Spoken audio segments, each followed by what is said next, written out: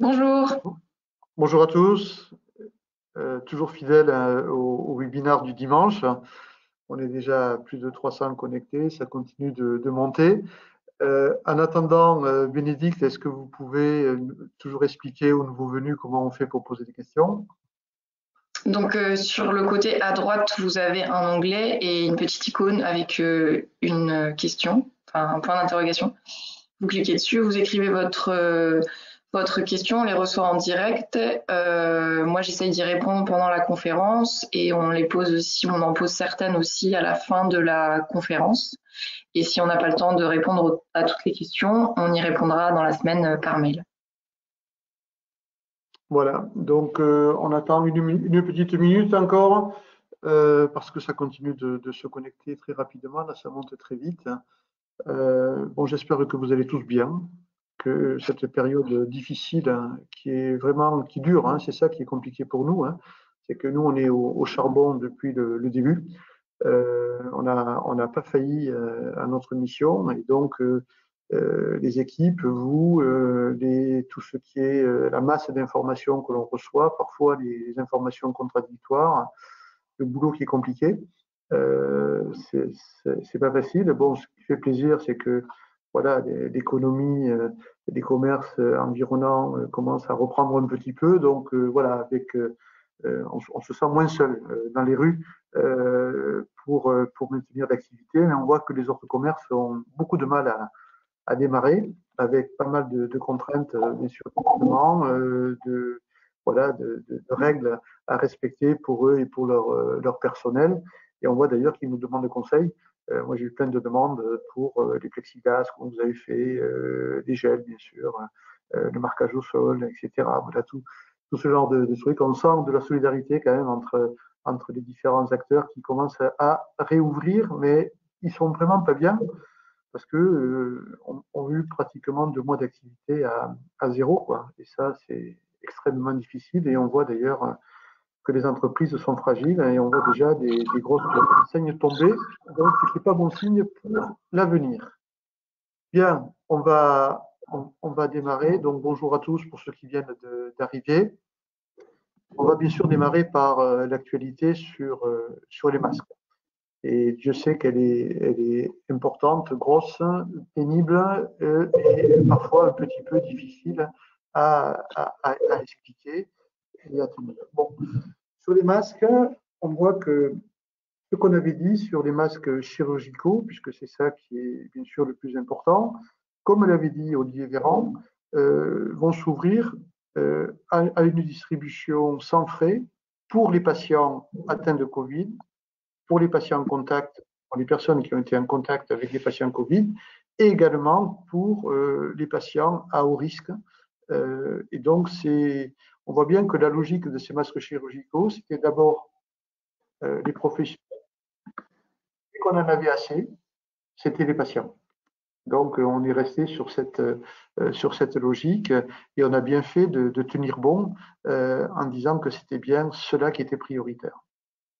Donc, pour rentrer dans le détail, donc, premièrement, patient Covid. Donc, la personne qui est dépistée Covid, elle aura une prescription de 28 masques pour 14 jours. Évidemment, elle, il n'y a pas de problème. Et simplement, il y a un petit souci, c'est qu'il faut qu'elle justifie que le test soit positif. Donc, c'est un petit peu compliqué, parce que ça veut dire que la personne a une prescription, mais il faudrait attendre le résultat du test pour lui distribuer les 28 masques pour les 14 jours. Donc, on n'arrête pas d'expliquer au ministère que cette situation est compliquée. Donc, il faudrait que le médecin équipe pendant quelques jours. Parfois, le test va mettre 48 heures. Hein, ce n'est pas toujours des tests immédiats dans les 24 heures comme promis. Et donc, qu'est-ce qu'on fait pendant cette période avec quelqu'un qui est susceptible d'être porteur du Covid et de ne pas pouvoir l'équiper en attendant le résultat du test. Donc, nous, on a demandé à ce que, du moment qu'il est suspect, il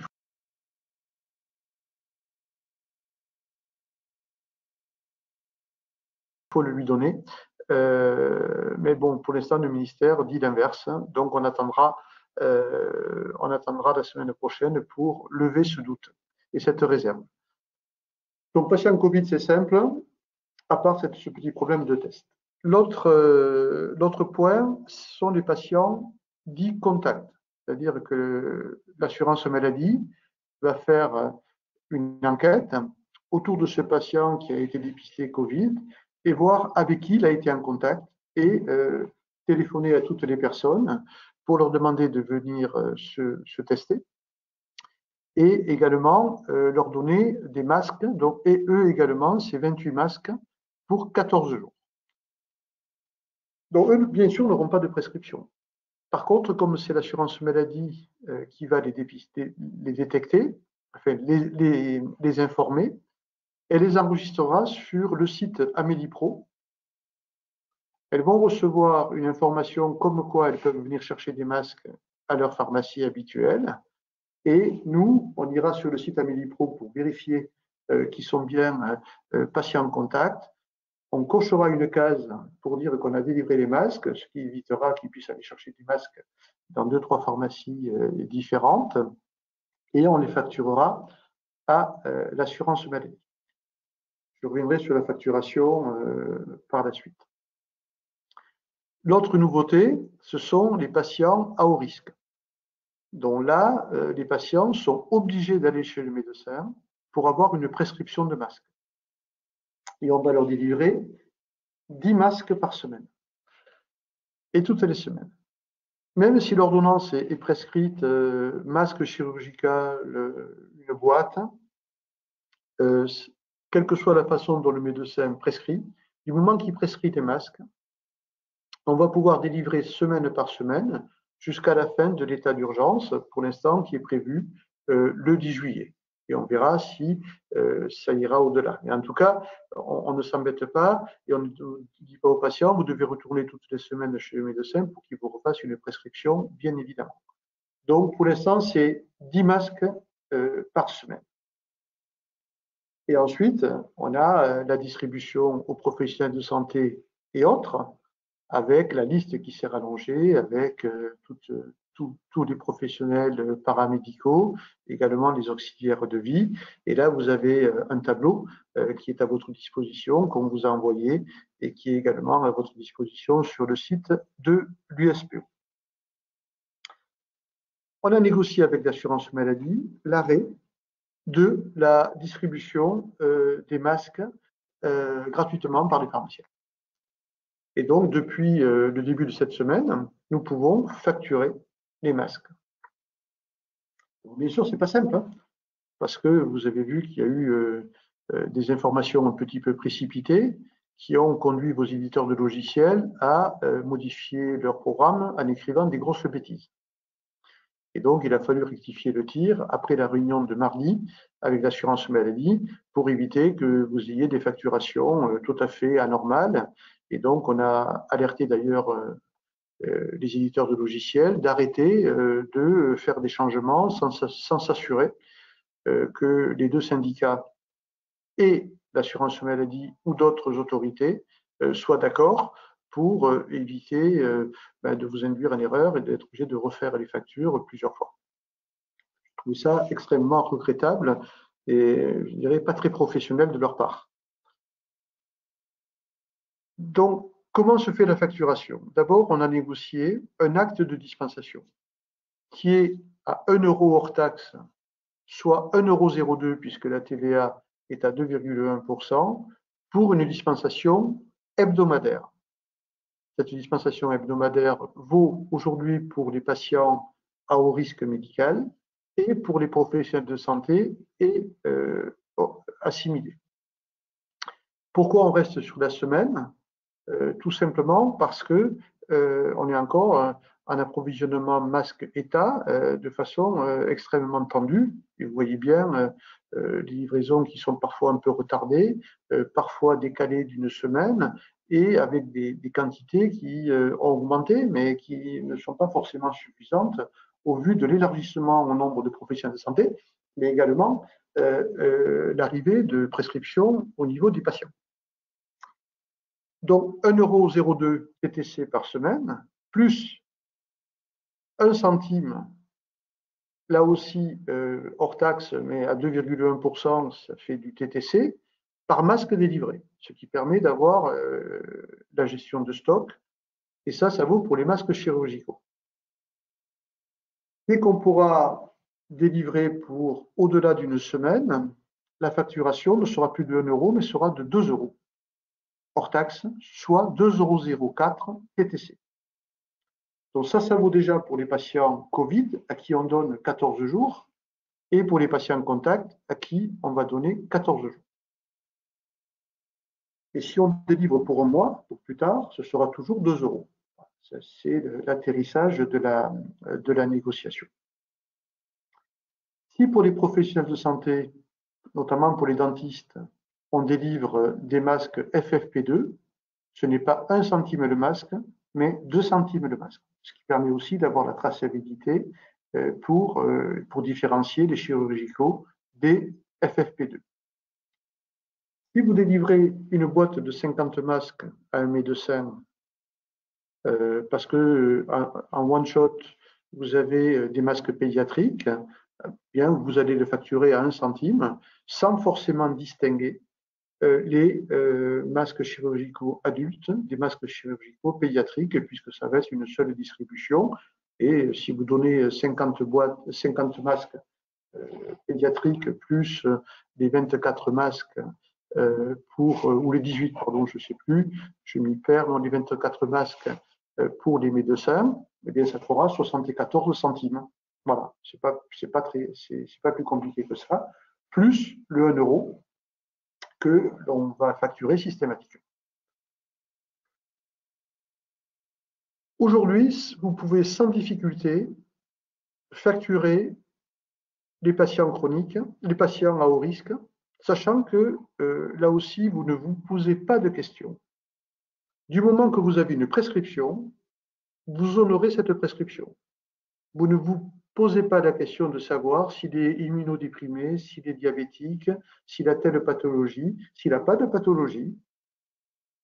Les pouvoirs publics ont décidé de confier l'éligibilité de la prise en charge des masques chirurgicaux pour les patients à la prescription du médecin.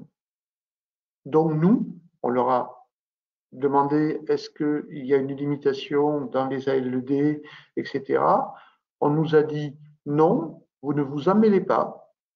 Il faut que le patient aille chercher une prescription chez le médecin. Donc, acte.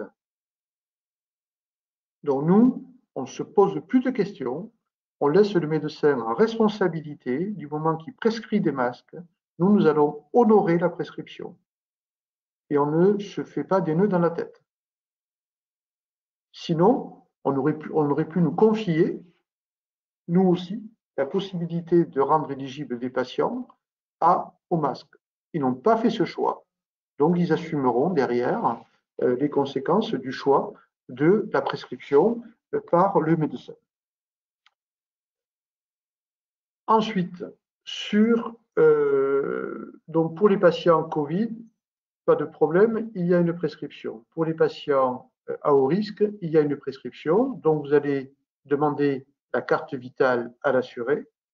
Vous allez vous allez faire une FSE avec 2 euros plus 28 masques, 28 centimes, 2,04 €, et vous allez mettre comme prescripteur l'auteur de la prescription. Là où on a une difficulté aujourd'hui, c'est pour les patients contacts, où il n'y a pas de prescription, et c'est pour les professionnels de santé, où par définition, il n'y a pas de prescription. Donc, sur les autres, vous avez une prescription, donc vous allez la scanner et vous mettez le prescripteur et bien sûr l'identité du patient.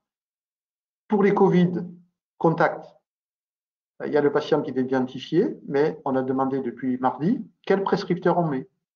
Est-ce qu'on met le prescripteur pharmacien type prescripteur grippe, avec le numéro Adélie, type Norlevo, avec un numéro ou l'inverse, je ne sais plus, le numéro fictif, etc. Pour la grippe, c'est le numéro fictif, pour Norlevo, c'est le numéro Adélie. Pas de réponse. Donc, pour l'instant, les patients en contact, alors il n'y en a pas beaucoup, hein, parce que le tracing a juste démarré mercredi, mais quand même. Et puis, comme on facture également pour les professionnels de santé, on a dit qu'est-ce qu'on met comme prescripteur? Et là aussi, pas de réponse. Donc, je pense qu'on en aura une mardi, puisque mardi, on va refaire une réunion. C'est embêtant.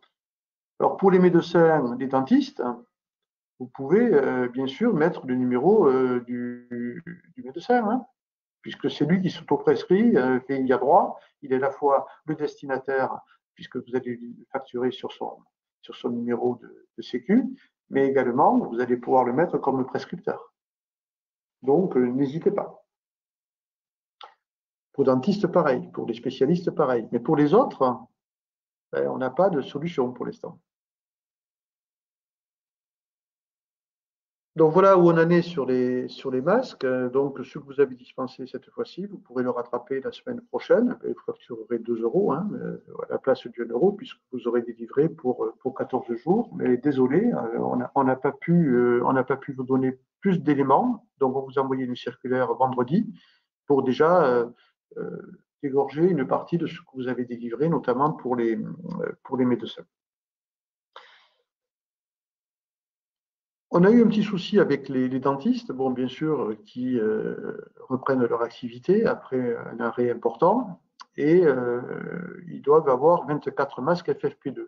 Ben, on peut donner que ce que l'on a, hein, et les masques FFP2 ne sont pas nombreux. Et ensuite, le président du Conseil de l'Ordre des dentistes a fait une communication intempestive, sans rien dire à personne. Je ne sais pas avec qui il avait négocié, avec qui il avait discuté, mais en tout cas, il n'a même pas averti les pharmaciens, le Conseil de l'Ordre des pharmaciens. On n'a même pas été alerté de ça, en disant les pharmaciens sont formidables, ils vont distribuer en plus des surblouses et des lunettes, pourquoi pas des visières, etc., gratuitement, parce qu'il faut équiper les dentistes. Nous, on a dit non. Hein.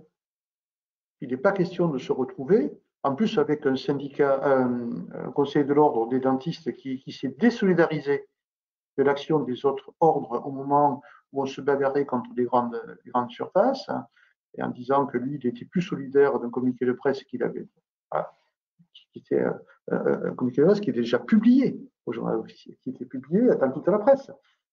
Et ce gars, aujourd'hui, explique qu'on va distribuer des blouses et des lunettes.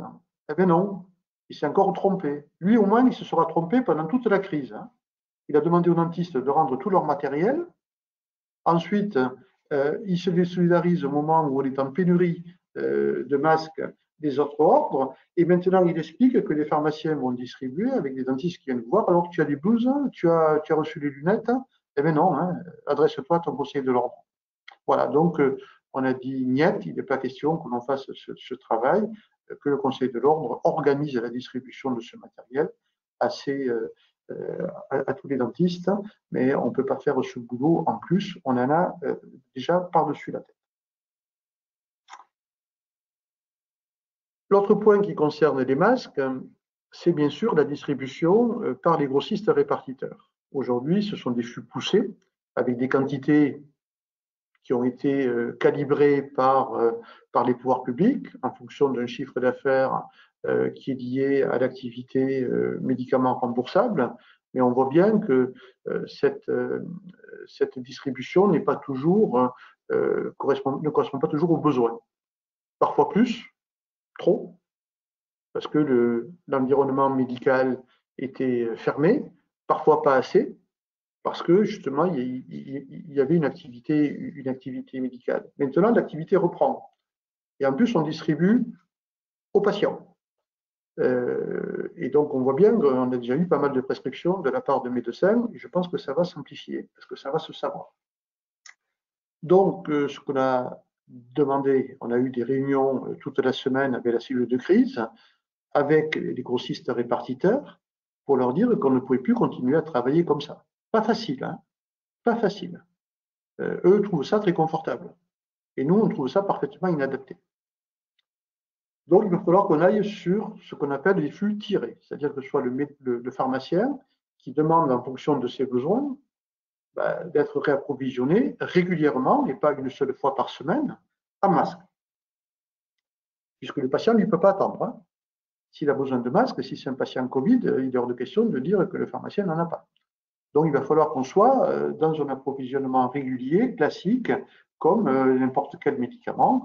Et bien, le masque doit être mis à disposition régulièrement. Alors, bien sûr, il faut que les masques État soient beaucoup plus nombreux pour qu'on ait un stock tampon, à la fois chez les grossistes et bien sûr un stock tampon chez les pharmaciens. On ne peut pas être à flux tendu.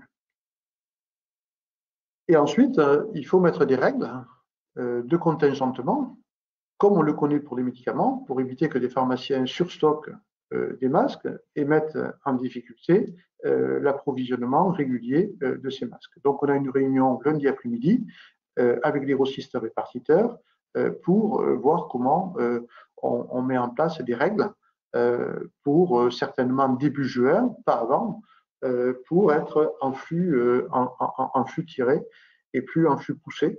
Mais je pense que c'est un bon fonctionnement. Par contre, il faut que la cellule de crise mette beaucoup plus de masques à disposition pour qu'on ait 15 jours de stock qui soient intégrés dans la chaîne de distribution. S'il n'y a pas de stock, on sera systématiquement avec des mécanismes de rupture et d'impossibilité de faire notre travail.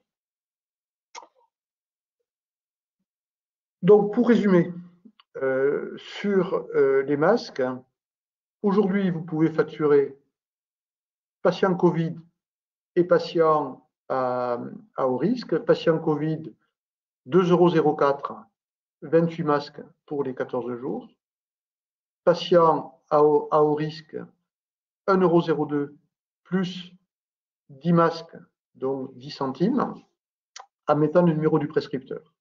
Pour les patients en contact, ce sera 28 masques et 14 jours, mais on attend de savoir quel prescripteur on va mettre. Et là, il n'y aura pas d'ordonnance et on va se connecter sur le site Amélie Pro et cocher la case pour dire voilà, on a délivré les 28 masques. Là, bien sûr, on ne scannera pas l'ordonnance puisqu'il n'y en aura pas. Et pour les praticiens et pour l'ensemble des auxiliaires médicaux, etc., vous avez la liste.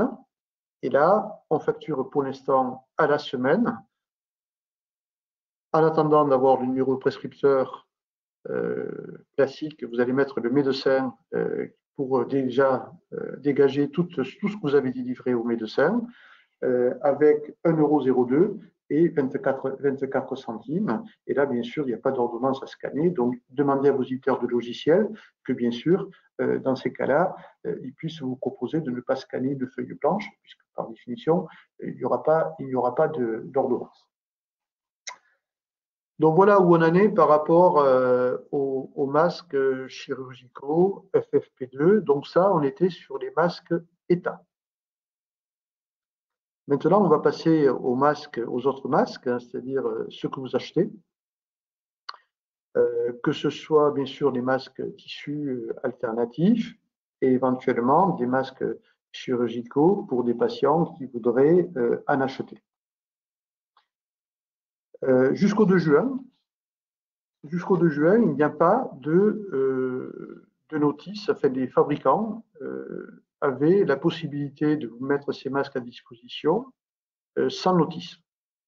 Donc, bien évidemment, nous sommes des professionnels de santé et donc ces masques, on sait très bien que s'ils sont mal utilisés, ils ne sont pas efficaces, voire extrêmement, peuvent être potentiellement avoir l'effet inverse de ce que l'on attend en étant malheureusement infecté, ou si on réutilise un masque qu'on ne va pas réutiliser, on sait très bien que c'est une catastrophe, en tout cas une perte d'efficacité, et en plus ça peut être mis à microbes.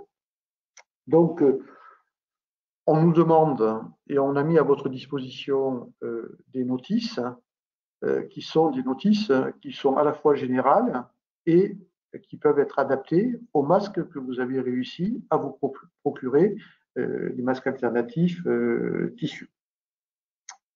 Donc, d'abord, il faut mettre une affiche dans votre pharmacie ou sur votre vitrine pour savoir comment on doit utiliser un masque.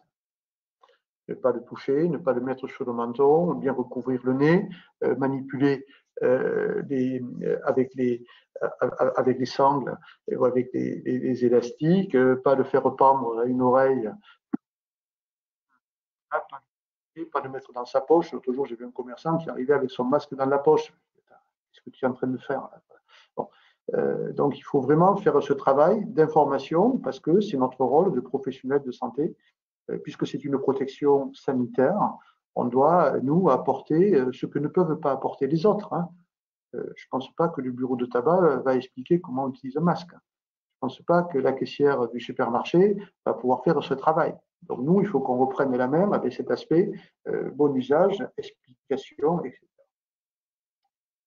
Et ensuite, si vous avez des masques, eh bien, ils peuvent être lavables 10 fois, ils peuvent être lavables 20 fois. Et donc ça, au-delà de la fiche que vous allez mettre dans votre officine, vous devez avoir une notice à éditer sur un papier libre qui explique, là aussi, rappel de l'utilisation de ces masques et les critères de perméabilité, les critères d'efficacité et également le nombre de lavages et dans quelles conditions vous devez laver ces masques. Et si c'est 20 fois, voilà, il faut rappeler que c'est 30 minutes à 60 degrés. Voilà les recommandations, les faire sécher, éventuellement les repasser en fonction du type de tissu qui est utilisé.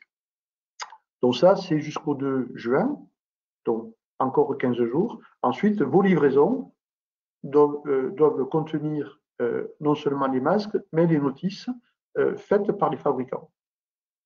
Donc assurez-vous quand vous passez des commandes qu'ils seront bien étiquetés avec le logo lavage 20 fois, etc. Et assurez-vous que les fabricants vous enverront ces notices. Mais en attendant, vous pouvez les télécharger sur le site de l'USPO. C'est en format Word, ce qui permet de mettre le pourcentage de filtration en fonction de ce que vous avez acheté et le nombre de lavages en fonction de ce que vous avez acheté.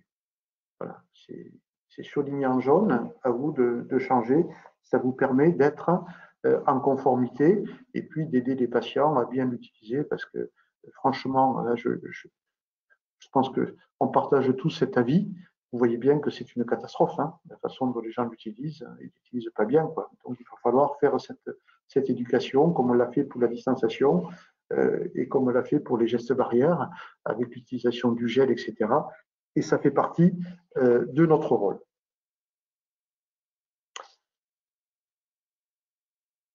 Je crois que j'ai fini sur les masques, Bénédicte. Je ne sais pas si j'ai oublié des choses sur les masques.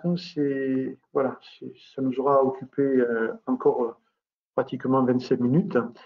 Et on vous dira comment on peut facturer pour ce qu'on ne peut pas facturer aujourd'hui, avec quel type de prescripteur on peut le faire et le plus vite possible, bien évidemment. Et je vous rappelle la TVA qui est à 2,1, que le 1 euro, ce n'est pas 1 euro, c'est 1,02 €, que le 2 euros, c'est 2,04 €. Vérifiez que vos éditeurs de logiciels est bien paramétré et ne vous faites pas piéger. Et bien sûr, on facture en PMR. Voilà, donc le code acte, c'est PMR et les patients que l'on facture sont en EXO 3. Alors, EXO 3, c'est ce que vous utilisez pour la stérilité. Donc, c'est remboursé à 100%.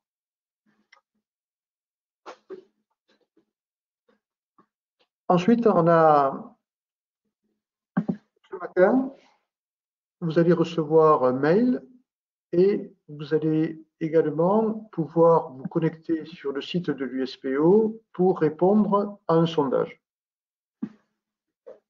Ce sondage, il vient de la réaction de nombreux pharmaciens liés à des contrôles DGCCRF. Ils ne nous lâchent pas.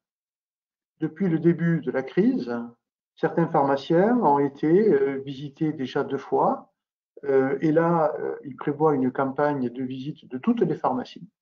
Alors, une fois, c'est pour les gels, une fois, c'est pour les SHA, une fois, c'est pour les masques. Et parfois même des sollicitations qui vous demandent des statistiques à envoyer toutes les semaines au service départemental pour savoir combien vous en avez acheté, combien vous en avez vendu, etc. Et donc, consomme un temps pharmaceutique totalement inapproprié au moment de Donc, cette situation relève presque du harcèlement. Alors que d'un côté, vous avez des acteurs comme la Haute Autorité de Santé qui s'inquiètent en disant les professionnels ont été soumis à une pression très très forte, à la fois dans les hôpitaux, mais également dans les pharmacies, où on est au contact depuis le début avec des conditions de travail qui ne sont pas simples, avec des équipes qui sont fatiguées, qui vont arriver l'été avec angoisse. Comment on va pouvoir prendre des congés? Est-ce qu'on va pouvoir prendre des congés? Alors pas parce que les centres de vacances sont fermés, mais c'est simplement que est-ce qu'on va pouvoir se reposer alors que tout le monde est un petit peu tendu, qu'il y a eu des personnes en arrêt maladie, des personnes qui sont fatiguées parce qu'il a fallu travailler plus, ça a été beaucoup plus compliqué, beaucoup plus difficile. Et donc, vous avez la DGCCRF qui déboule en disant, ben moi, je viens contrôler, et puis bon, les pharmacies, c'est normal qu'on vienne contrôler, les petits commerçants, les petits épiciers, on vient contrôler. Nous, on leur rappelle simplement qu'on est d'abord des professionnels de santé. Des professionnels de santé fatigués, usés, avec des conditions, je dirais, de suivi des consignes venant du ministère de la Santé qui n'étaient pas simples, avec des patients qui ont compté sur nous.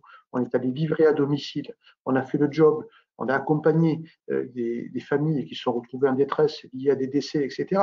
Tout ça pèse. Et nous, on n'a pas des moments où on peut exprimer ça, comme ça se fait dans d'autres secteurs où on peut un petit peu vider son sac et voilà, et comprendre. Donc nous, on prend sur nous. Donc les contrôles des GCRF aujourd'hui sont inappropriés. Inappropriés parce que d'abord, ils sont systématiques. Alors qu'on fasse des contrôles parce qu'il y a des abus, ça, il n'y a pas de souci. Qu'on rattrape des pharmaciens qui ne respectent pas la règle, là, il n'y a aucun problème. Mais quand même, qu'on fasse des descentes dans toutes les pharmacies pour vérifier comment ils font pour les masques, est-ce qu'ils ont la notice, est-ce qu'ils n'ont pas la notice, etc. Comme a priori, comme si la profession systématiquement ne travaillait pas bien, je pense que ce n'est pas le moment. Franchement, ce n'est pas le moment.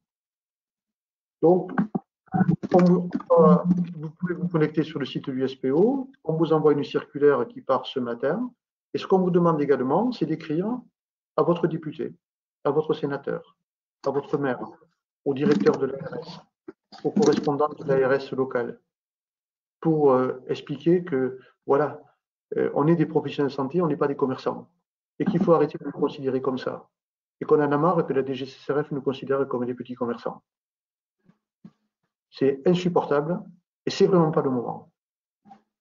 Donc, je vous demande de répondre massivement à cette enquête, qui est très rapide, hein, il y a 4 questions, qui nous permet de savoir combien il y a eu de contrôles, est-ce qu'il y a eu des sanctions, est-ce qu'il y a eu, je dirais, des avertissements, et derrière, voilà, juste connaître votre département, parce que ça permet d'avoir une cartographie, ça n'a pas besoin de mettre l'identité de la pharmacie, c'est pas nécessaire, mais voilà, je vous en prie, faites-le.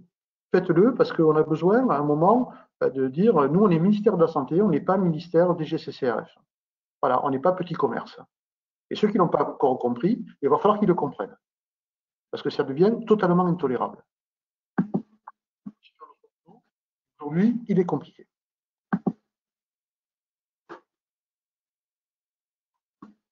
Autre point concerne l'actualité. Et bon, le journal officiel aujourd'hui ne répond pas à ce qu'on a demandé sur un certain nombre de points. Pour les dispositifs médicaux,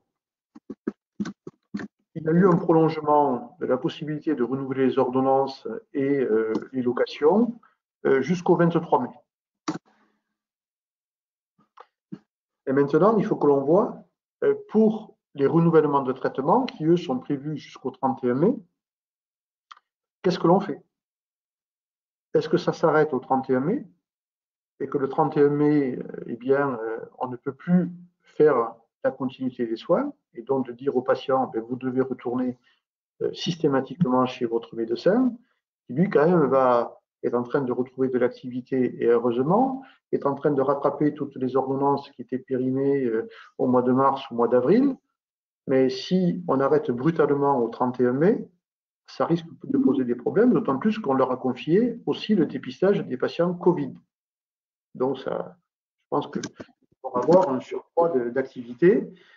Et nous, on considère que pour tous les patients, que ce soit TSO, patients chroniques, etc., il faut les sortir de cette date butoir du 31 mai de façon beaucoup plus progressive pour assurer la fluidité. Le patient qui doit retourner chez son médecin, qui peut retourner chez son médecin parce qu'il est disponible, il va retourner chez son médecin, et c'est tant mieux. Pour nous, ça n'a aucune conséquence économique. Qu'il arrive avec une ordonnance expirée ou qu'il arrive avec une ordonnance nouvelle, il n'y a pas de problème. Là où ça peut poser problème, c'est quand il n'a pas accès à son médecin. Parce qu'il est débordé, parce qu'il ne peut pas y aller, ou parce qu'il ne veut pas y aller encore, et que ça pose un certain nombre de problèmes. Nous, on ne va pas pouvoir ne pas assurer la continuité des soins. Donc, on ne va pas retrouver ce qu'on connaissait à l'époque avec des avances de médicaments. Donc, on demande au pouvoir public de voir comment on peut sortir dans de bonnes conditions. Il faut bien sûr que le patient aille voir son médecin régulièrement, mais s'il est dans l'impossibilité de le faire, qu'on n'interrompe pas le traitement. Donc, on est en train de demander de prolonger ça sous certaines conditions au-delà du 31 mai. Ce qu'on a demandé également, je pense qu'on va l'obtenir, c'est d'avoir un alignement sur le gel hydroalcoolique et le soluté hydroalcoolique pour pouvoir continuer à en fabriquer avec le maintien de l'encadrement des prix, pour ne pas créer de nouveau de polémiques pendant l'été, jusqu'au moins au 1er septembre, puisque les fabricants ont obtenu des dérogations avec des autorisations de fabrication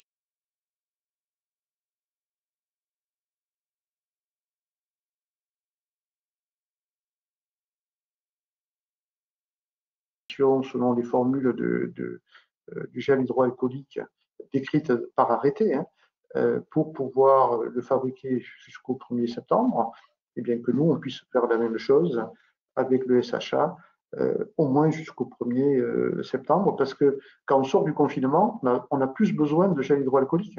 Et on sait que ça va être beaucoup plus important. Donc, il ne faut surtout pas tarir la possibilité pour les pharmaciens bien de le compenser avec le soluté hydroalcoolique, d'autant plus que tous les commerçants qui ouvrent en utilisent beaucoup et en consomment beaucoup.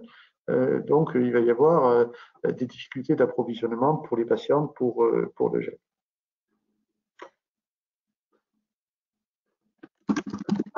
On est mardi prochain. On va avoir une négociation avec l'assurance maladie. Bon, bien sûr, sur le masque, je n'y reviens pas, mais également sur différents points. On veut aboutir sur la dispensation à domicile et on veut aboutir sur le télésoin.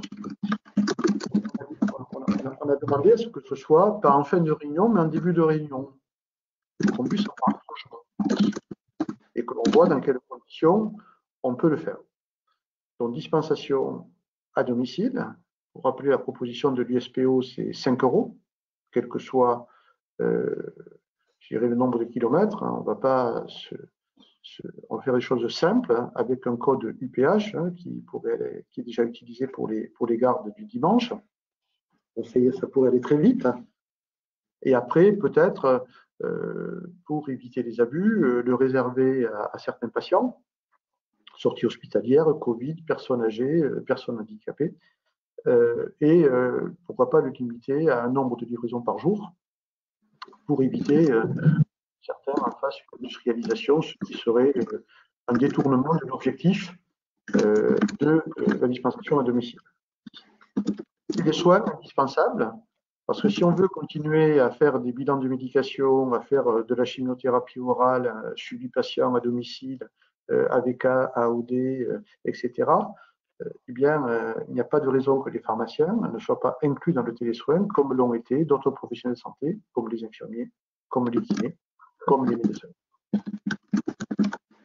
Donc là aussi, je pense qu'on fait une grosse pression. Vous avez vu la semaine dernière Thomas Meunier, qui est député des Charentes, qui a été très clair là-dessus et qui dit, lui aussi, qu'il soutient cette demande de l'USPO en montrant son agacement, parce que ça ne correspond pas à ce qu'il attend, lui, de l'évolution du métier de pharmacien et qui souhaite bien sûr l'accompagner, puisque tout le monde comprend maintenant que les pharmaciens vont à domicile et ils vont de plus en plus, et c'est normal, c'est lié à la fois à l'évolution de la population malade, mais également au vieillissement de la population où notre intervention à domicile devient de plus en plus indispensable pour certains patients qui ne peuvent plus sortir. Sur les masques, sur les aides, il y a l'aide qui, on va demander également au cours de cette négociation, une aide pour rattraper bien ce qui n'a pas été correctement rémunéré au mois de mars et au mois d'avril. Bien sûr, la distribution des masques, mais également toute l'organisation de la pharmacie qui a impacté du temps de travail, qui a entraîné des charges supplémentaires, que ce soit de l'équipement ou que ce soit une organisation interne. Et donc, on va voir si on peut avoir un forfait, comme l'ont eu les infirmiers. En tout cas, ça fait partie des demandes que l'on fait avec d'autres syndicats. Il y a également la perte d'activité. Donc, vous savez que sur le site Amélie Pro, pour une fois, c'est simple.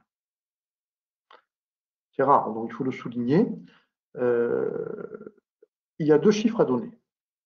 Le premier chiffre, c'est votre activité présentée au remboursement en tiers payant, que ce soit du médicament ou du dispositif médical, avec des honoraires, etc., de toute l'année 2019, donc du 1er janvier au 31 décembre 2019. Premier chiffre.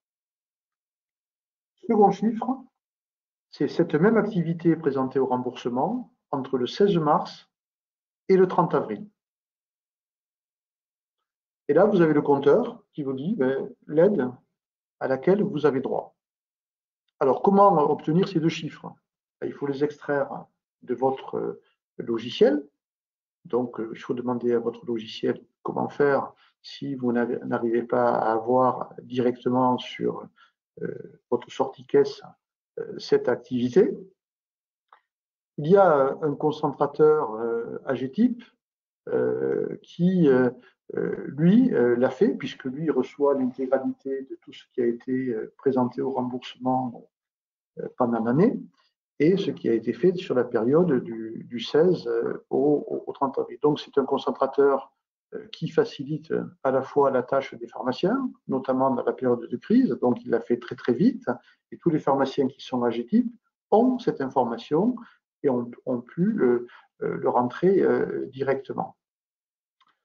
Je profite pour vous dire que ce concentrateur, il a d'autres avantages. C'est que d'abord, il vous facilite le tiers payant, il vous fait une avance de trésorerie, puisqu'il vous paie d'emblée ce que vous avez envoyé, à J+1, J+2, J+3, c'est vous qui choisissez. Et puis, il vous aide pour le recyclage des factures, notamment pour les factures complémentaires, ou si vous avez la carte de l'assuré, eh bien c'est lui qui va passer 10 minutes au téléphone pour récupérer les 2 € de telle mutuelle, alors que vous avez fait, vous, le travail correctement, donc il vous aide sur ça. Et puis, vous avez une avance de trésorerie qui est très importante. Donc moi, je vous invite à les contacter. Je vous donne le numéro 03 20 52 41 04. Je répète, 03 20 52 41 04. Le coût par an pour une pharmacie moyenne, c'est à peu près 600 € par an. Et en plus, il vous fait tout le rapprochement bancaire, puisque toute la gestion est facilitée et vous n'avez plus à pointer les 2 centimes, les 3 centimes, les 3 €, les 2 € de la SNCF, de telle mutuelle sur votre banque. Et votre relevé bancaire, au lieu de faire 10 pages par décade, il n'en fait plus que 3. Et donc, ça vous dégage du temps pour aller vous occuper de vos patients plutôt que de passer des heures dans le bureau à faire les rapprochements bancaires. Donc, n'hésitez pas à les contacter. Et si vous devez changer de concentrateur, ça se fait de façon très facilitée, puisque c'est lui qui s'occupe de tout et c'est lui qui contacte tous les organismes pour basculer. Donc, perte d'activité, n'hésitez pas à le faire. Vous faites ces 2 déclarations. Alors, bien sûr, l'assurance maladie, vous demande de déclarer si vous avez fait du chômage partiel, si vous avez eu des indemnités journalières pour vos salariés, puisque ça baisse les charges, et donc il considère qu'il ne peut pas vous payer si vous avez eu une réduction de vos charges. Malheureusement, il ne prend pas en compte si vous avez embauché quelqu'un pour remplacer la personne qui était malade. C'est un petit peu curieux comme méthode, mais bon, c'est comme ça. Il y a plus de 4000 pharmaciens qui ont déjà fait la déclaration pour une indemnité moyenne pour le mois et demi supérieure à 3500 €. Voilà où on en est, ça veut dire qu'il y a une perte d'activité. Donc n'hésitez pas à aller sur Amédipro, n'hésitez pas à nous poser des questions si vous avez des difficultés et si vous n'y arrivez pas. Sur dernier point, comme ça on pourra répondre aux questions, il y a des tests de dépistage. Vous savez qu'il y a beaucoup d'actualités là-dessus. Il y a le test de dépistage qui correspond à, bien sûr, ce que font les médecins avec l'écouvillon. C'est le test virologique avec le test qui est porté au laboratoire, avec des délais parfois de 48 heures malheureusement pour savoir si le patient est Covid ou pas Covid. Ça, on n'a pas été demandeur de participer à ce dépistage. On laisse faire ça aux médecins. Les infirmiers devaient s'impliquer. Apparemment, les médecins n'ont pas trop voulu. Et puis, ça reste sur des centres spécialisés avec des équipements chaque fois que l'on doit faire ces prélèvements. On verra si après les couvillons passent avec une bandelette salivaire. Là, ça pourra peut-être changer, mais pour l'instant, on n'en est pas là. Donc ça, ce n'est pas ce que l'on demande. Pas de test virologique. Ce que l'on demande, c'est de pouvoir participer aux tests sérologiques quand il y aura une stratégie nationale. Donc les tests sérologiques, on est sur un système de TROD, donc de tests rapides d'orientation diagnostique, avec une gouttelette de sang et une réponse dans les 10 minutes. On n'est pas sur de l'autotest, on est sur du TROD. Donc il faut un professionnel de santé.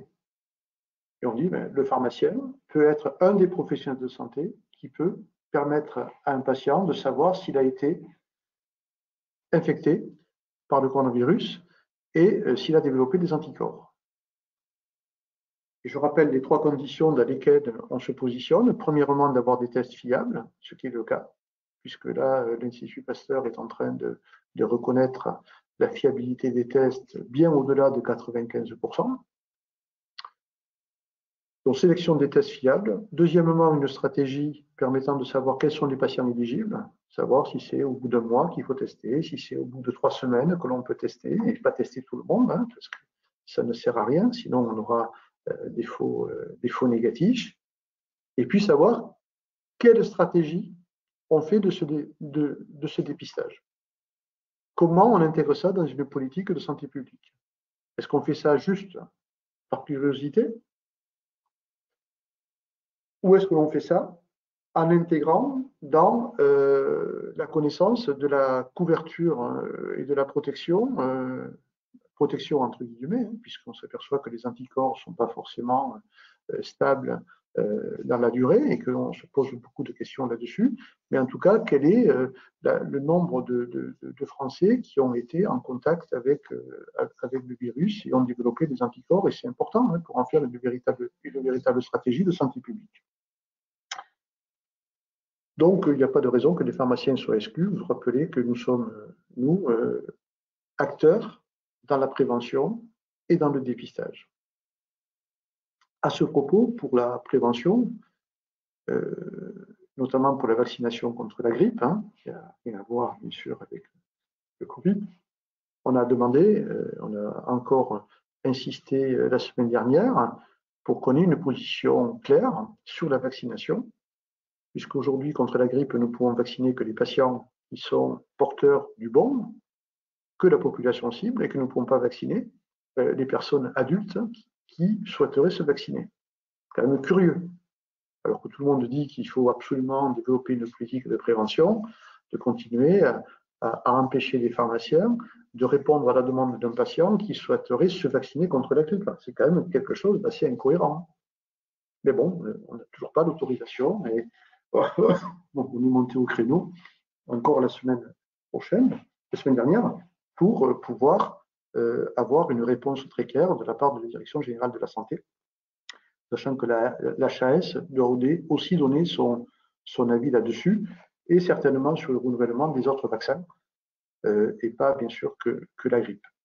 Donc, on ne perd pas non plus cette stratégie de repositionnement du pharmacien dans la prévention et dans le dépistage. Bénédicte, est-ce que j'ai oublié des choses? Non,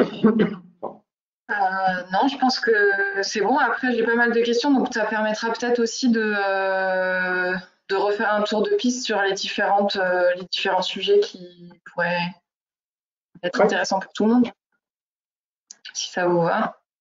Avec plaisir. Alors, du coup, les masques, bien sûr. Ouais. Est-ce que pour la... Si, mais c'est tellement compliqué comme sujet, je pense. Est-ce que pour la délivrance des masques aux médecins infirmiers, on peut facturer les délivrances de la période du confinement en rétroactivité? Si oui, comment? Non. On peut facturer à partir du 11 mai, hein, c'est ce qu'on avait dit, à condition que, bien sûr, on nous explique comment faire. Mais pour ce qui est avant le 11 mai, nous avons, parce que là c'était très difficile puisqu'il n'y avait pas forcément de traçabilité, on a demandé à ce qu'il y ait une forfaitisation de l'ensemble de l'action, à la fois la distribution des masques antérieure au 11 mai, mais également tout ce qui relève de la protection, des règles de désinfection à l'intérieur de la pharmacie, des équipements qui ont été obligatoires, comme les infirmiers, pour en faire un forfait. Donc, c'est la demande que nous avons faite avec l'autre syndicat pour faire un forfait pour couvrir le mois de mars et de mi-mars jusqu'au 11 mai. Donc, on ne peut pas faire du rétroactif sur les masques en espérant qu'on pourra faire sans aucun problème la suite parce que pour l'instant, on ne peut pas bien faire. Ok. Doit-on, pour la délivrance des masques État, continuer à remplir les sorties sur Amélie Pro, monpharmacien.fr, etc. Si on le fait en facturation, il y a la traçabilité. Donc, c'est plus nécessaire d'aller de nouveau enrichir Amélie Pro. Donc, ce serait de faire 2 fois. Alors, je sais que certains pharmaciens le font. On ne dit pas qu'il ne faut pas le faire, mais il n'y avait quand même que 45% des pharmaciens qui enrichissaient Amélie Pro. Hein. Donc, Amélie Pro n'était pas l'alpha et l'oméga de la traçabilité. Là, si on identifie à la fois tous les professionnels de santé par puisqu'on facture sur leur compte, en faisant une FSE et en mettant le nombre de masques, voilà, l'information est connue de l'assurance maladie, beaucoup plus détaillée, et elle aura l'exhaustivité de ce qui aura été distribué pour les masques État. C'est ce que voulaient les pouvoirs publics. Donc là, au moins, ce sera très clair. Donc, Amélie Pro, en tout cas pour le suivi des masques, se justifie moins.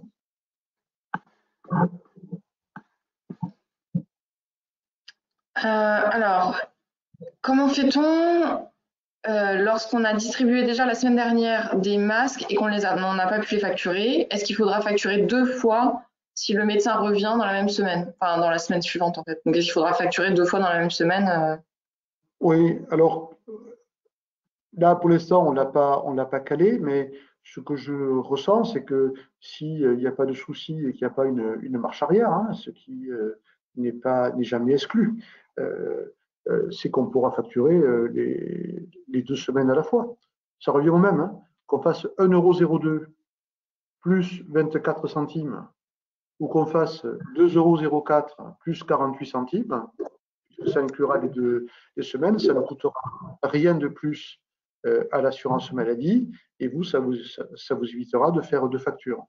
Donc moi, je préconiserais plutôt la seconde solution, c'est de facturer en une seule fois, en 2 semaines, tout ce qui a été délivré pour la semaine du 11 mai et la semaine du 18 mai. Et ça aussi, on le précisera. Ce qui manque, c'est... mais pour le médecin, vous pouvez déjà facturer ce que vous avez délivré la semaine dernière en mettant le numéro prescripteur du médecin. Hein. Ça élimine un paquet de dispensations. Quand le patient n'a pas de carte vitale, est-ce que c'est possible de faire une facturation avec un dégradé?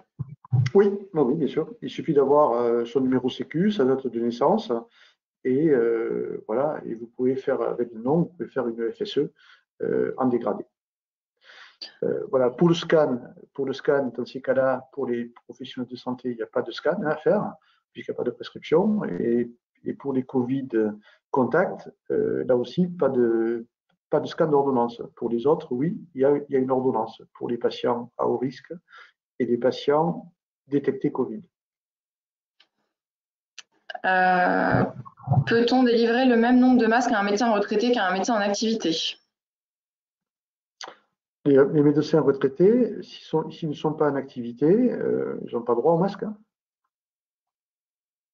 Okay. C'est ceux qui exercent. Hein. C'est ceux qui exercent, c'est pour se protéger. Si le médecin est à haut risque, parce qu'il a une pathologie, il se fait prescrire des masques par son collègue. Hein. Si un patient fragile a une ordonnance pour des masques datés d'avant le 11 mai, est-ce que je peux lui donner des masques? Oui, oui. On peut lui livrer des masques. S'il a une ordonnance du mois d'avril, eh bien, on peut lui facturer des masques à partir du 11 mai et pour l'instant, à la semaine. Et 10 masques par semaine.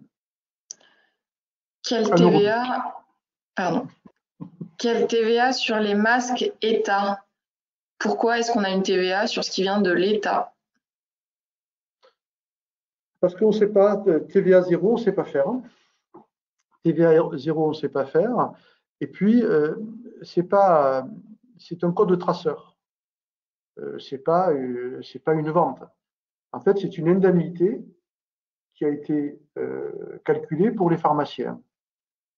Un honoraire de dispensation, 1 euro ou 2 euros, et ensuite un code traceur de 1 centime ou 2 centimes pour pouvoir savoir combien de masques on a délivré et pouvoir l'assurance maladie savoir combien de masques ce professionnel a reçu. C'est un code traceur, c'est en aucun cas une vente. C'est en fait une forme d'indemnité forfaitaire à la fois au masque et forfaitaire sur l'acte de dispensation. Et on l'a mis à 2 parce que de toute manière, c'est ce qu'on a trouvé le plus simple et puis c'est ce qui coûte le moins cher à l'assurance maladie. Comme les autres, pour la dispensation à l'ordonnance, eh bien, on s'est calé là-dessus avec des honoraires à 2,1.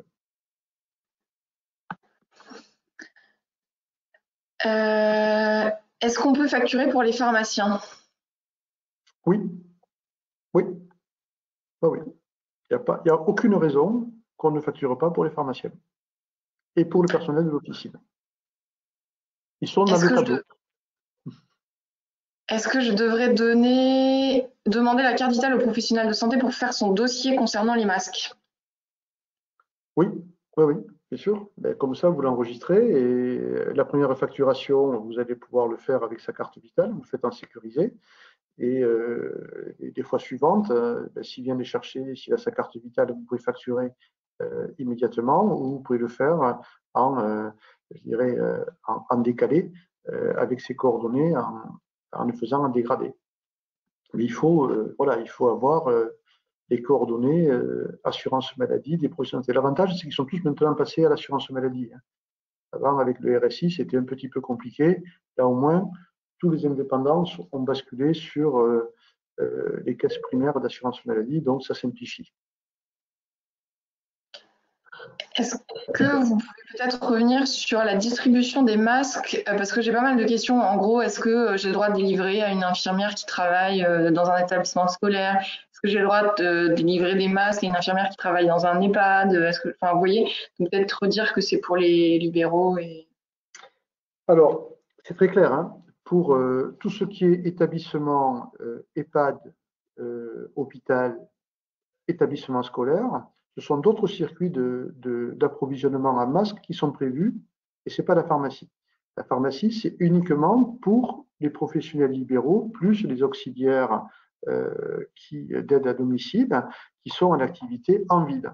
Donc, l'école, on a bien vu, hein, ils ont reçu toute une série de masques pour s'équiper et ce n'est pas à nous de le faire.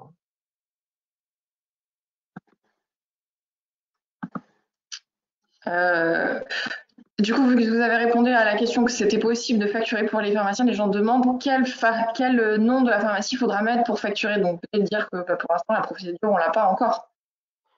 Alors, ce n'est pas le nom de la pharmacie, hein. C'est votre compte personnel. C'est-à-dire, c'est le titulaire avec son numéro sécu qui va avoir, à qui on va donner 18 masques par semaine avec 1 euro. Et par contre, le prescripteur, eh bien, on attend toujours quel va être le prescripteur. C'est ça qu'on n'a pas. Et après, pour votre préparateur, vous faites pareil. Pour votre adjoint, vous faites pareil, sur son compte sécu. Comment facturer la boîte supplémentaire de 50 masques que nous devons délivrer chaque semaine aux médecins? C'est chaque semaine? Oui, il y a une dotation hebdomadaire de 50 masques chirurgicaux et la dotation pédiatrique, c'est une dotation unique. Voilà. Bien, vous facturez. Bon, pour les médecins, voilà, s'ils souhaitent une boîte de masques chirurgicaux supplémentaires pour équiper sa salle d'attente et tous les patients qui viennent, eh bien, vous allez facturer 1,02 €, acte de dispensation, plus 24,50 €, 24 qui correspondent aux masques chirurgicaux qu'il prend, plus 50, ça fait 74 masques, donc ça fait 1,02 € plus 74 centimes, ça fait 1,76 € que vous facturez sur le compte du numéro sécu du médecin. Et si vous avez délivré une boîte de masques pédiatriques supplémentaires parce que voilà, ben vous pouvez rajouter, puisque c'est un one-shot, 2 boîtes, hein, ça peut faire 100 masques, plus les 24 qu'il a reçus. Et si à l'intérieur des 24 masques, vous pouvez lui donner des masques FFP2, eh bien, si vous donnez 18 masques chirurgicaux et 6 masques FFP2, eh bien, parmi les masques, il y en aura 6 qui seront facturés à 2 centimes.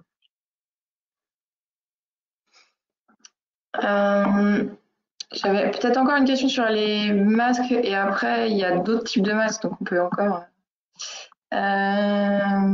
si on a une prescription de masque pour un suspect Covid, mais qui n'a pas encore son résultat, que fait-on? Mais normalement, on n'a pas le droit de lui donner de lui facturer des masques chirurgicaux.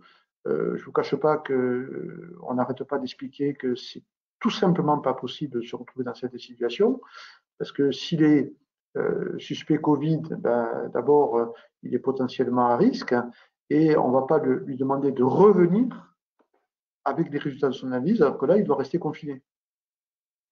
Donc, ce que l'on dit, est-ce qu'on prend le risque de donner à des suspects Covid les 18 masques, c'est 18, je crois, je ne me rappelle plus, 28 pour masques. Les patients. Oui, 28. 28 masques, ou est-ce qu'on ne les donne pas? Voilà. Ou alors, est-ce qu'on dit que c'est le médecin qui doit donner bien équipé pour 2 jours et qu'après, il envoie quelqu'un de sa famille pour venir chercher les 28 masques. Donc là, il y a une mauvaise organisation, une mauvaise appréciation. Alors, je comprends qu'ils ne veulent pas donner à tous les suspects Covid 28 masques, mais le système n'est pas très bien opérationnel. Donc, on demande des éclaircissements, et je sais que ça discute beaucoup là-dessus, parce qu'ils voient bien, au départ, vous savez ce qu'ils avaient écrit quand même, hein.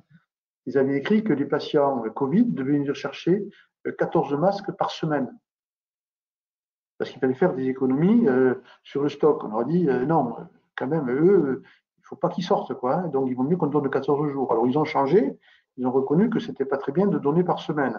Ils sont passés à 14 jours. mais pour l'instant, ils ont maintenu le résultat du test. Et moi, ce qui m'inquiète, c'est que les tests, je sais que les pouvoirs publics ont demandé au laboratoire de faire énormément d'efforts pour que le résultat arrive vite, hein, parce que parfois, il n'y a pas la machine pour lire le résultat sur place. Parfois, c'est une, deux ou trois par région, pas plus. Donc, ça veut dire que les écouvillons circulent et que ça prend du temps. Donc, s'il faut attendre 48 heures sans se protéger, c'est pas top, quoi.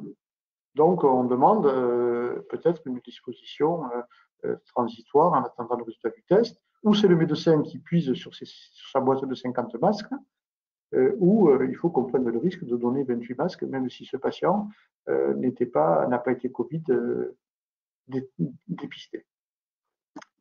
Là aussi, on n'a pas la réponse. Désolé, mais vous savez, c'est ça en permanence. Hein.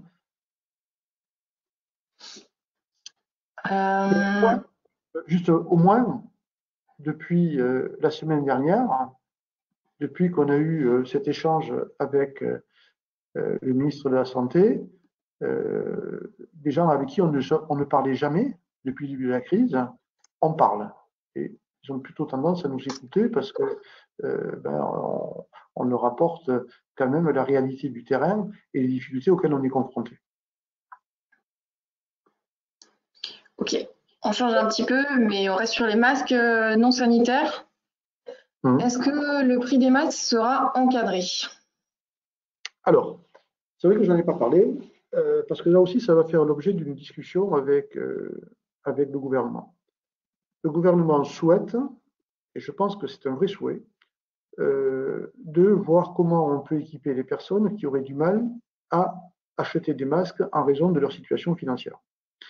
Et donc, il est hors de question, dans des situations de personnes qui sont en difficulté, de les empêcher de s'équiper correctement, tout simplement pour des raisons financières. C'est totalement inacceptable.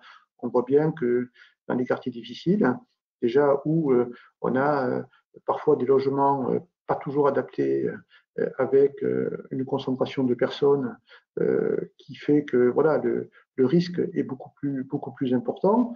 Si en plus elles ne peuvent pas s'équiper correctement de masques et les entretenir correctement, ce serait créer un risque supplémentaire pour ces personnes et leur environnement. Donc la discussion aujourd'hui n'est pas aboutie, on pense que ce sera plutôt début juin, c'est de faire reprendre en charge ces masques, donc de pouvoir les distribuer gratuitement pour les patients qui seraient bénéficiaires de la C2S, puisque c'est ça un petit peu la cible aujourd'hui. Bien sûr, ce masque aurait un prix réglementé et le pharmacien donc, va acheter des masques alternatifs pour pouvoir les facturer à l'assurance maladie à ce tarif. Pour l'instant, la discussion tourne autour de 5 euros, 5,50 €, mais c'est une discussion. Ce n'est pas un prix, mais en tout cas, voilà, pour pas que vous pensiez qu'on va être à 1 euro et à 1 centime. Hein. Voilà, mais avec un masque de niveau de qualité correct, c'est-à-dire pas le bas de gamme. Donc, on regarde à la fois le coefficient de filtration, savoir si c'est du type 1 ou du type 2, c'est en discussion aujourd'hui, et le nombre de lavages de ces masques. Donc, est-ce que c'est 10, est-ce que c'est 20? Voilà, c'est en discussion aujourd'hui. Et je pense qu'au vu de l'industrie qui est en train de se mettre en place et en train de produire, qui pour l'instant est en flux tendu, puisque les élus ont voulu distribuer des masques, et c'est très bien, à toute la population. Donc, ils ont capté toute la production. Mais début juin, si ils vont pouvoir produire dans de bonnes conditions et approvisionner régulièrement cette population. Donc, on est en discussion. Là aussi, il faudra fixer le prix. Alors, il n'y aura pas de dépassement possible. Hein. C'est-à-dire, vous ne pourrez pas, si c'est 5 euros, dire je donne le masque à 10 euros et il y aura 5 euros de reste à charge. Non, non, c'est un prix maximum et il ne peut pas y avoir de dépassement, en tout cas pour cette population. Ensuite, savoir combien de masques on donne à la fois, puisqu'il faut les laver, hein, et ils sont portés 4 heures Après, il faut les entretenir, donc ça veut dire qu'il faut plusieurs masques par mois pour pouvoir faire une rotation, et puis c'est toute la famille. Donc là, il faut qu'on définisse les règles, et aussi les règles pour que voilà, ce soit une certaine quantité pour la famille, et qu'on s'assure qu'elle ne puisse pas en prendre dans plusieurs pharmacies. Donc, on est en train de travailler là-dessus avec l'assurance maladie pour le début juin.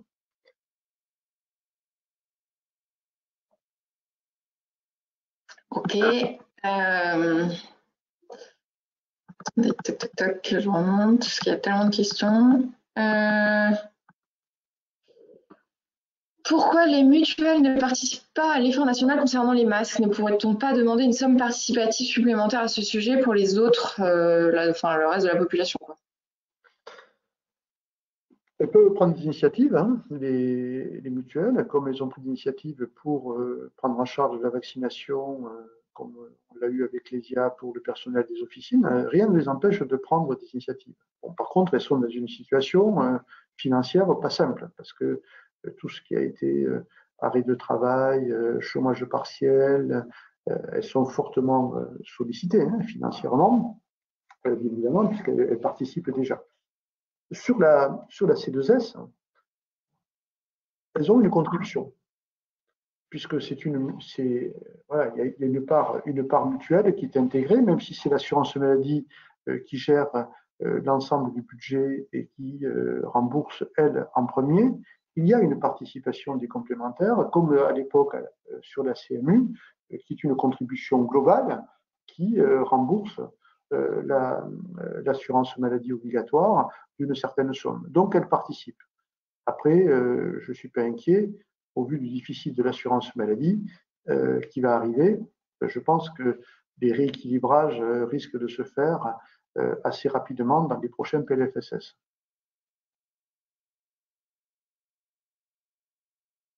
Ok. Alors, je change de sujet sur l'aide d'Amélie Pro, enfin l'aide de l'assurance maladie, pardon. Donc, quand sera versée l'aide déclarée pour le 16 mars, enfin du 16 mars au 30 avril?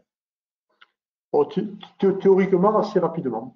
Théoriquement, assez rapidement, ils font simplement un premier contrôle. Et après, ça devrait arriver. Donc là, on est le 17 mai, ça devrait être versé, voilà, j'espère, cette semaine. Et ensuite, on refera la même chose entre le 1er mai et le 31 mai. Donc, on fera la même déclaration pour le mois de mai. Et théoriquement, versé première quinzaine de juin. Ok, c'est bien parce que ça répond à une autre question que j'allais poser. Parfait. Quid des produits chers pris en compte dans les chiffres transmis à la caisse qui faussent les montants? Ouais, on a posé la question dès le départ à l'assurance maladie en disant que ça pouvait impacter. Hein. Une petite pharmacie, il suffit qu'elle récupère un patient avec des médicaments chers pile au mois d'avril pour fausser. Bon, ben, on n'a pas été entendu. On avait proposé, moi j'avais proposé d'exclure dans la déclaration du chiffre d'affaires tous les médicaments au-dessus de 2 000 euros, que ce soit pour l'activité de 2019 et également pour la période de mi-mars à fin avril. Ça n'a pas été accepté parce que pour la caisse, c'est extrêmement compliqué à contrôler. Donc, effectivement, on aura ce biais qui va impacter un certain nombre d'officines, malheureusement. Est-ce que cette aide... À contrario, hein, ceux qui avaient délivré des médicaments chers sur des patients en 2019 et qui ne les ont plus en 2020, eh bien, voilà, l'impact est plutôt favorable. Voilà. Mais malheureusement, je sais qu'un certain nombre de pharmaciens se retrouvent confrontés à cette situation. C'est assez injuste, mais voilà, rien n'est parfait là dans les règles de calcul. Pardon. Est-ce que alors il y a certaines personnes, je pense, qui ont compris que l'aide de l'assurance maladie allait être récupérée parce qu'il y a écrit qu'on allait récupérer l'aide. Donc, est-ce que cette aide sera récupérée plus tard? Parce que c'est un prêt en fait. Non, je sais pas. Vous déclarez il y a 5 000 euros pour un mois et demi. l'assurance maladie fait un calcul et nous verse qu'un acompte. Je crois que c'est 90% de la somme due. Le calcul ou 80, le calcul est automatique de toute manière, mais cette somme est versée définitivement. Elle ne peut être reprise que s'il y avait eu une déclaration anormale. Donc le contrôle se fera en fin d'année, et si dans l'outil de contrôle de l'assurance maladie, cette déclaration n'était pas conforme à la réalité, il y aura reprise. C'est uniquement dans ces conditions. Ou si vous n'avez pas déclaré des arrêts de travail ou le chômage partiel, eh bien, il pourra y avoir une reprise de la part de l'assurance maladie de cette somme versée. Mais si vous avez déclaré correctement et qu'il n'y a pas de biais, cette somme est versée définitivement et est acquise par le pharmacien. Et ça pourra continuer mai et ça pourra peut-être continuer juin, hein, puisque la situation continue et on voit bien que la reprise d'activité n'est pas au rendez-vous. Hein. Le mois de mai est mou, comme le mois d'avril. On est sur des moins de 20%. Est-ce que la reprise suite au déconfinement, des consultations médicales, notamment de spécialistes, va redonner de l'activité? Est-ce que petit à petit, la reprise de l'hôpital, qui se fait très progressivement en dehors des services, bien sûr, d'urgence et Covid, va redonner de l'activité? Voilà, on sait qu'on aura une reprise qui va être très, très progressive. Est-ce qu'il faut prendre en compte le remboursement mutuel ou juste le remboursement Sécu pour la simulation d'aide sur Amélie? C'est le chiffre d'affaires. Donc, c'est régime obligatoire plus régime complémentaire. C'est votre chiffre d'affaires de tout ce qui a été présenté au remboursement en tiers payant. Alors, bien sûr, on a exclu ce qui n'était pas tiers payant, parce que pour nous, c'était beaucoup plus simple de le calculer, et pour l'assurance maladie, également plus simple, puisque c'était facilement identifié pour le pharmacien. On sait très bien que la partie hors tiers payant, même remboursée, est très faible. Donc voilà, donc c'est bien le chiffre d'affaires présenté au remboursement en tiers payant. Si on a fait une erreur en rentrant les chiffres sur Amélie, est-ce qu'on peut le modifier? Je ne sais pas. Une fois qu'on a validé, je ne sais pas. Il faudra qu'on pose la question lundi ou mardi. Ouais, je ne sais pas si on peut faire une rectification. Si on est un nouvel installé depuis 6 mois, comment fait-on? On a en plus fait fusionner 2 pharmacies. Ouais, alors si on est un jeune installé, on prend le chiffre d'affaires des 3 derniers mois pour le déclarer. Donc il y a une coche jeune installé et là il y a un guide de déclaration sur votre activité. Il faut avoir au moins 3 mois d'activité antérieure pour pouvoir avoir la base de référence et ensuite déclarer entre le 16 mars et le 30 avril. Il y a quand vous cochez jeune installé, il y a un tuto qui vous explique comment vous devez faire. Alors, je change de sujet. J'ai une question pour les DOM sur tous les tarifs fixés au cours de la crise, donc la vente des masques, les solutions hydroalcooliques, etc. Aucune majoration pour les DOM n'avait été prévue alors que le coût de la vie est plus cher. Est-ce que l'USPO a fait ses demandes? Oui, on a fait ces demandes. On n'a pas été entendu pour le gel hydroalcoolique. Pour le tarif d'indemnité sur les masques, il n'a pas été prévu de majoration pour les DOM. Par contre, on s'est bagarré pour enlever l'octroi de mer sur tous les équipements de protection. Donc ça, on a obtenu. Donc il n'y a plus d'octroi de mer. Donc le coût du matériel n'est pas soumis à cette taxe supplémentaire. Et on est en train de se bagarrer. J'ai eu un webinar comme ça avec nos confrères de l'île de la Réunion et ils m'ont alerté sur des masques alternatifs, donc des masques tissus, qui étaient soumis à l'octroi de mer par les douanes. Et donc on est monté au créneau auprès du ministère de l'économie à leur demande pour faire sauter l'octroi des mers pour toutes les DOM, pour les masques tissus à ce jour, je n'ai pas, on a fait ça la semaine dernière, à ce jour, je n'ai pas la réponse, mais en tout cas, on les a alertés de cette situation qui n'était pas du tout adaptée, parce que si c'est un outil de protection sanitaire, il faut vraiment que l'octroi de mer ne soit pas perçu. Donc, c'est le seul moyen qu'on a trouvé pour compenser les coûts spécifiques des DOM.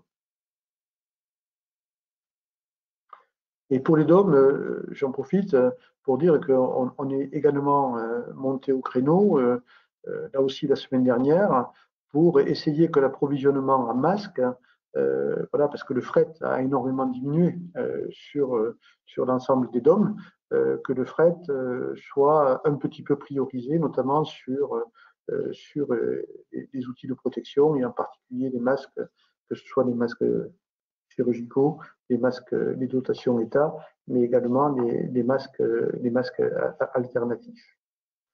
Et une petite pensée d'ailleurs pour Mayotte, qui voilà, fait partie de ces départements où la précarité est forte et où malheureusement les équipements et je dirais la crise Covid risque d'exploser, puisque voilà, on a des situations de logement pour un certain nombre de la population qui sont extrêmement précaires et qui peuvent faire flamber le Covid. Donc je sais qu'ils sont tous sous tension, et un petit coucou aux pharmaciens de Mayotte.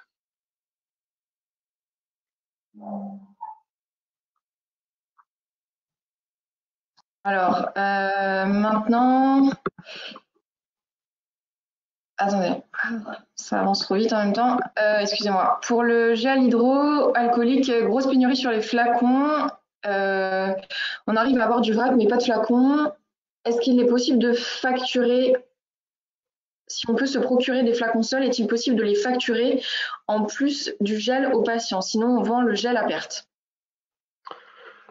Non, le prix flacon 100 millilitres, 200 millilitres, litre correspond à un prix qui inclut le prix du flacon. Donc, on ne peut pas ajouter le prix du flacon au prix qui a été encadré, puisque le prix qui a été encadré ne correspond pas à la solution, sans flaconnage.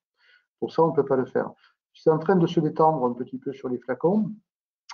Vous pouvez aller sur, il y a des sites au niveau de la direction générale de l'équipement, notamment sur Stop Covid, ça s'appelle, et vous avez la possibilité d'avoir des contacts avec des fabricants de flacons qui sont sur le territoire national, faites attention.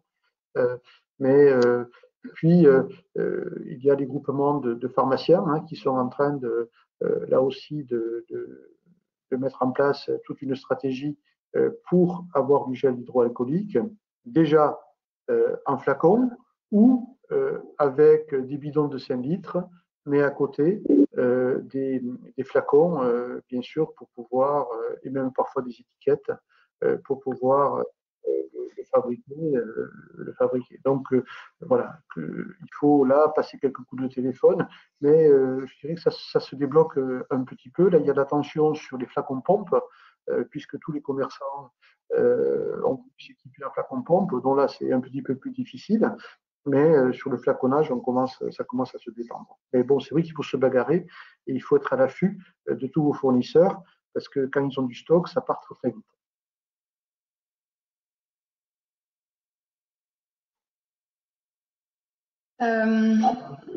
Maintenant, juste peut-être une question sur les tests sérologiques. Quid de la formation des pharmaciens? Avez-vous une visibilité sur l'annonce de la stratégie nationale et donc possiblement l'intégration des pharmaciens? Alors, c'est ce qu'on a dit tout à l'heure, c'est qu'il ne faut pas mettre la charrue avant les bœufs. Aujourd'hui, il y a une stratégie nationale, il y a l'avis de la Haute Autorité de Santé.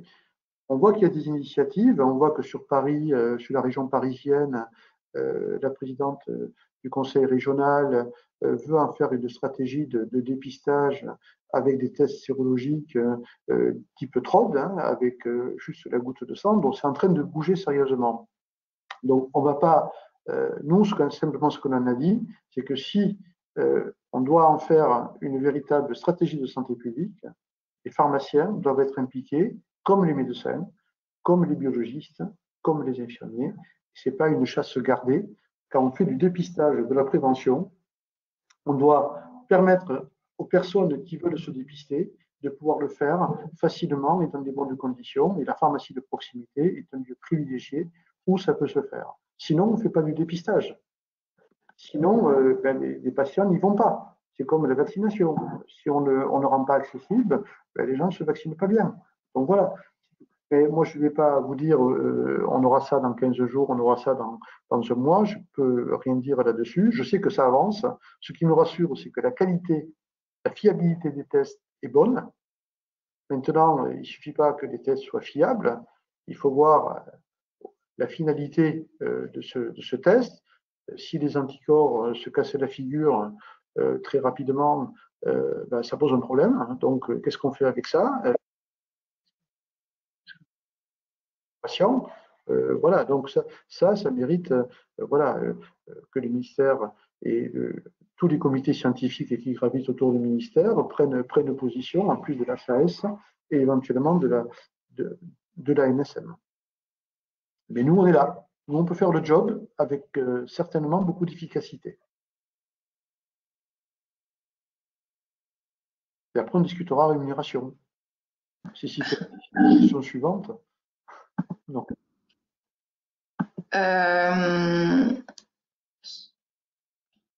Attendez, parce que là... Ah mince, j'ai perdu mes questions. Bref, il y avait des questions sur les gels hydroalcooliques, sur est-ce que j'ai le droit de déconditionner des bidons de 5 litres et d'en vendre, de mettre les bidons de 5 litres dans des petits flacons qui sont apportés par les patients. Voilà. Pour le gel hydroalcoolique, peut donc déconditionner des flacons de 1 litre achetés à un fabricant pour remplir les flacons des patients. Oui, mais pour le gel hydroalcoolique, vous pouvez faire ça, bien sûr. Alors, bien sûr, faites attention au type de flacon. C'est re-remplir des flacons qui ont contenu déjà du gel ou de la solution hydroalcoolique. Mais au niveau du coefficient, vous ne pouvez pas, si vous avez acheté 5 litres de gel hydroalcoolique, vous ne pouvez pas appliquer les coefficients dans le prix qui sont les coefficients de majoration. Vous devez respecter le prix qui est le prix réglementé pour les flacons de sang, etc. Mais ces coefficients de majoration ne sont prévus que si vous fabriquez. Ou si c'est un confrère pharmacien qui l'a fabriqué pour vous. Donc là, on est dans l'artisanal. Et quand c'est un industriel qui vous vend un bidon de 5 litres et vous demande de remplir des flacons, ça reste de l'industriel, ce n'est pas de l'artisanal. Et si vous remplissez des flacons qui sont apportés par un patient, eh bien là, il y a un tarif qui est prévu, qui est sur le tableau, qui est sur le site de l'USPO pour calculer le prix par rapport aux tarifs qui doivent être appliqués.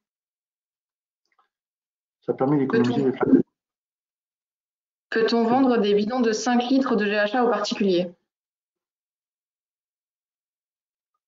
Je ne sais pas ce qu'il va en faire de 5 litres, mais rien ne l'interdit.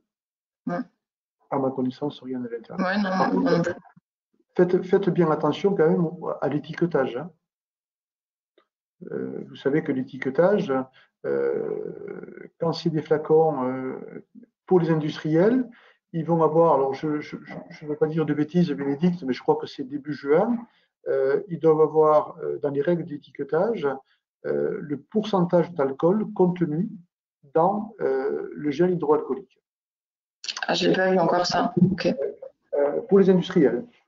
Pour les industriels, oui. Pour les pharmaciens, non. Pour les pharmaciens, pour le SHA, la formule de toute manière est à 70%. Donc, il n'y a pas de débat, puisqu'on ne peut que fabriquer, je vous rappelle d'ailleurs, la formule de l'OMS. Et pas rajouter des trucs. Non, c'est la formule de l'OMS. Et là, bon, par définition, c'est de 70%.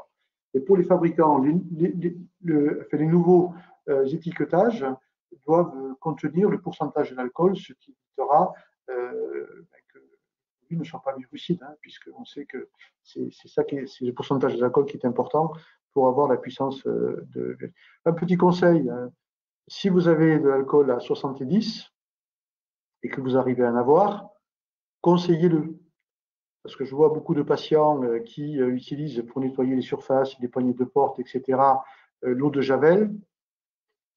Voilà, au bout d'un moment, l'eau de Javel, oui, c'est bien, mais c'est bien pour les surfaces, pour les sols, les toilettes, etc. Mais pour certains objets, ça risque quand même de les dégrader. Donc, pensez à conseiller l'alcool, à proposer de l'alcool à 70, qui sèche très vite, ce que vous faites pour vos comptoirs, etc. Donc, n'hésitez pas à leur conseiller et à en commander. Est-ce qu'on peut vendre un flacon de GHA de 125 ml au prix de 100 ml? Non, non.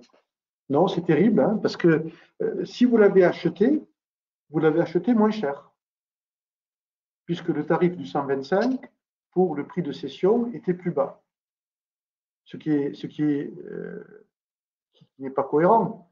C'est si vous remplissez, si vous avez fabriqué et que vous remplissez. Si vous remplissez un flacon de 100 millilitres, eh bien, il se vend à un certain prix. Et si vous remplissez un flacon de 125 millilitres, il se vend moins cher. Ça n'a pas de sens. Donc, vous pouvez avoir un flacon de 125 millilitres rempli à 100 millilitres. Ça, vous pouvez le faire.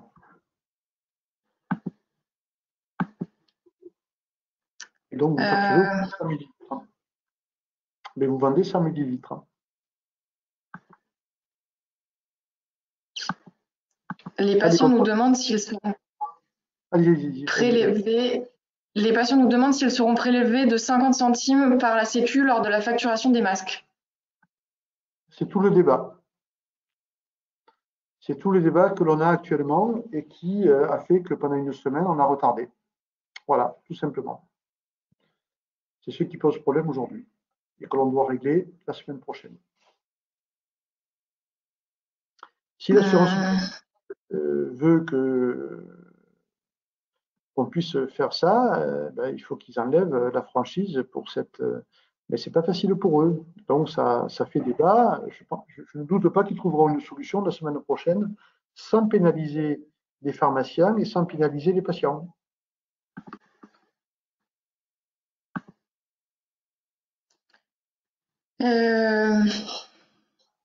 Est-ce que la rétrocession Hôpital-Ville sera prolongée? Alors, je ne sais pas. Pour l'instant, on n'a pas vu sur cette partie du texte une possibilité de le prolonger. Je pense que ça va être quelque chose qui va rester. C'est quelque chose qui va rester parce que sur l'après-Covid, on va prendre un certain nombre de dispositifs qui ont marché et regarder ce que l'on pourrait mettre dans le droit commun. Ça fera partie des débats sur la facilité pour les patients d'avoir accès à leurs médicaments sans être obligés de retourner à la pharmacie de l'hôpital, ce qui n'est pas toujours simple quand on est éloigné. Donc, je pense que là, ça renforcera le lien entre le pharmacien de ville et le pharmacien de l'hôpital. Je pense que ce sera une bonne chose.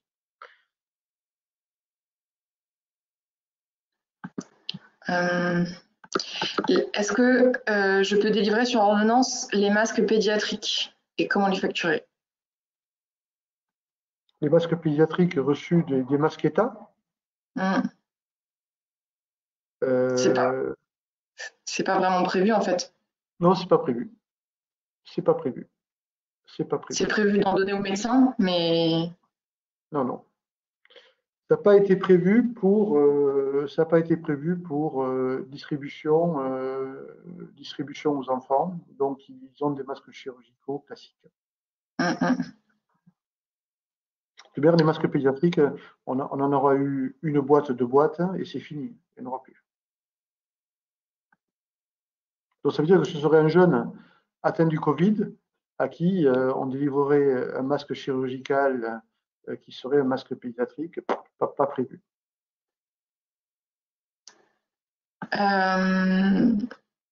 Est-ce que il faut facturer aussi les stocks ARS?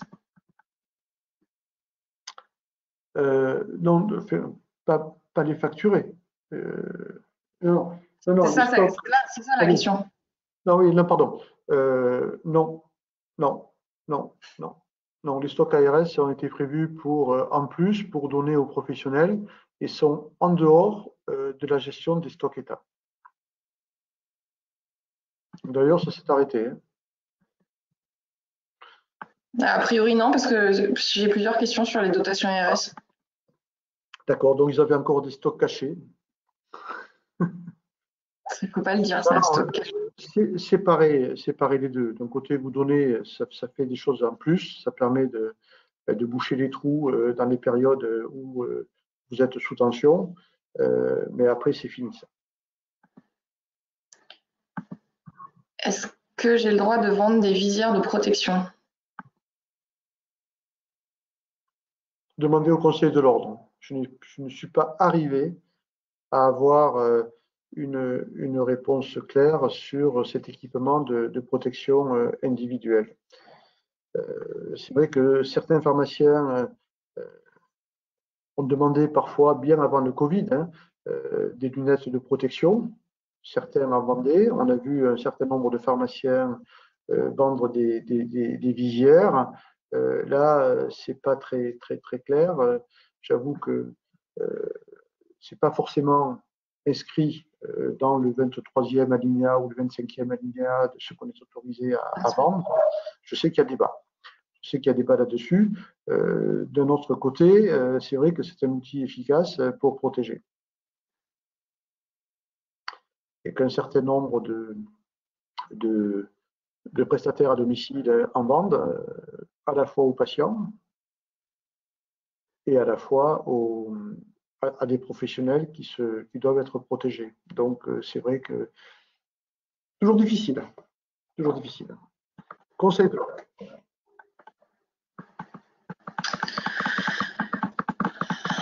Voilà, bah, je pense que.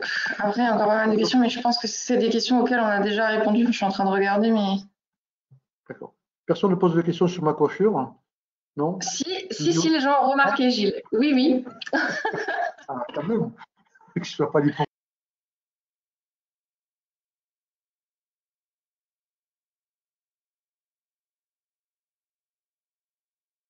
Rien.